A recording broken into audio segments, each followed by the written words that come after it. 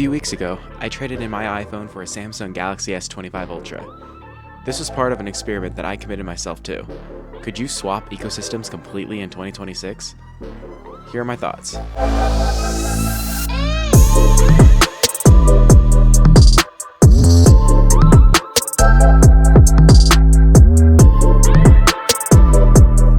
Let's jump right into it and get my biggest gripe out of the way. iMessage. Here in the US, iMessage is the default messaging application and it works pretty seamlessly. They've also added a bunch of features over the years to make it even more appealing and harder to leave the Apple ecosystem. So let's look at Android's equivalent, Google Messages. To be completely honest, this app kinda sucks. For one, it just doesn't look appealing visually, and watch this. Sometimes it just feels broken. One cool upside though is the AI features. Being able to generate fun edits right in the app feels actually useful. Luckily, most of my group chats are on Signal, so I could work through most of my gripes. Now let's talk about customization. This is Android's best-selling feature.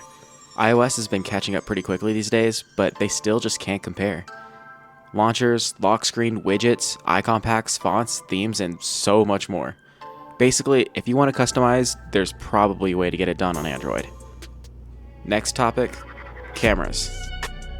This is something that worried me a little bit when I switched. See, iPhone cameras have been so consistent for so long and it's kind of hard to outdo their videos. But after using this phone for a few weeks, I can honestly say that I haven't really missed my iPhone. I've taken pictures in so many different lighting conditions, and not once have I been disappointed. This was a relief because having kids, I want to be able to capture moments without worrying about something like overexposure or sharpness. And I haven't even touched on the camera features yet. Obviously, there's an incredible zoom capability on this phone that lets you take pretty usable pictures from super far away. But to really dig into the cameras, it would take me an entire video. So if you want to see that, let me know. There are so many features when it comes to the camera on the Galaxy S25 Ultra. So just drop a comment if that's something you want to see. One feature that deserves a mention is the Now Brief. This is something that I didn't expect to like, but I use it multiple times a day. If you're not familiar, the Now Brief is one screen for a quick view of everything you might need. It's got weather, calendar schedules, picture and video highlights from the day before, news articles, and even some YouTube video recommendations. I know it kind of sounds like a lot, but in the morning it's basically everything that I want to see in one place. Now, I wanted to make a quick mention of Phone Link. I know that the iPhone Mac experience is more seamless, but being able to access everything on my phone from my PC is pretty cool.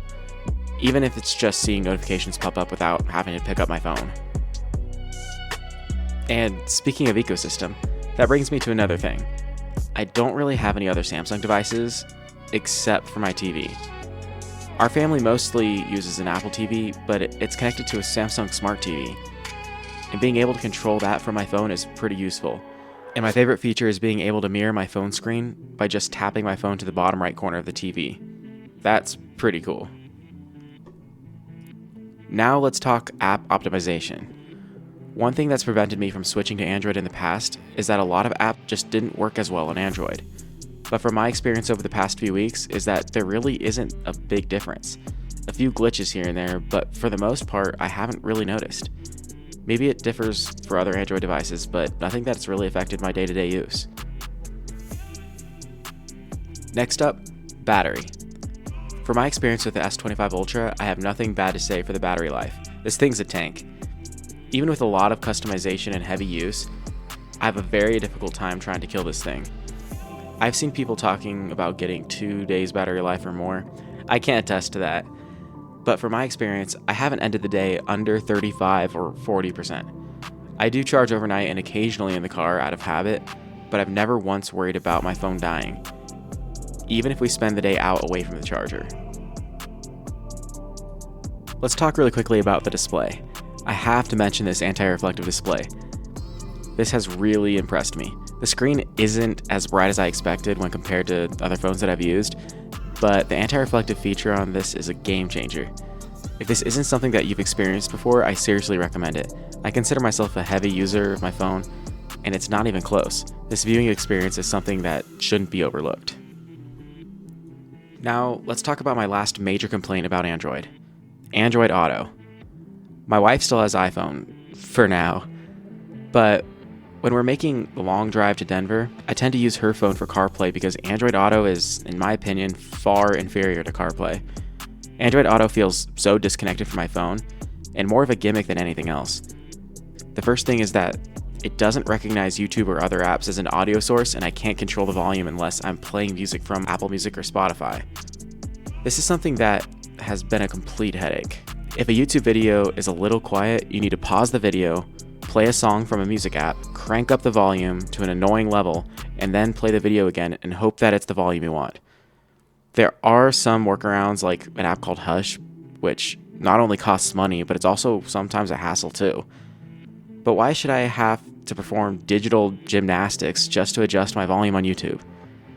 Maybe this is specific to my car, but I can't overlook this problem. Aside from that, it just feels, again, so unattached from my awesome $1,400 phone. CarPlay is so much more intuitive, and it feels like an extension from your iPhone. Alright, let's end this review on a somewhat positive note. The S Pen. Again, somewhat positive.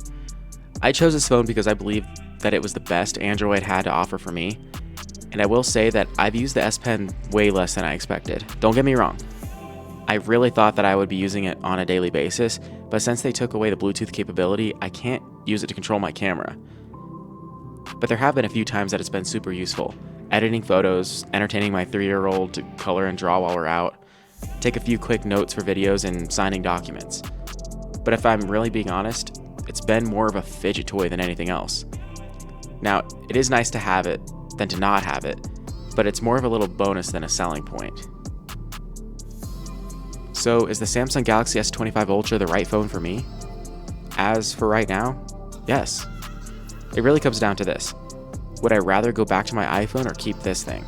I'm keeping this thing. There are so many things that I keep discovering on this phone, and everything works better than I expected. If you're considering making the huge leap to Android, I say go for it. Don't get too intimidated by the green-blue bubble pressure. There is so much to experience over here.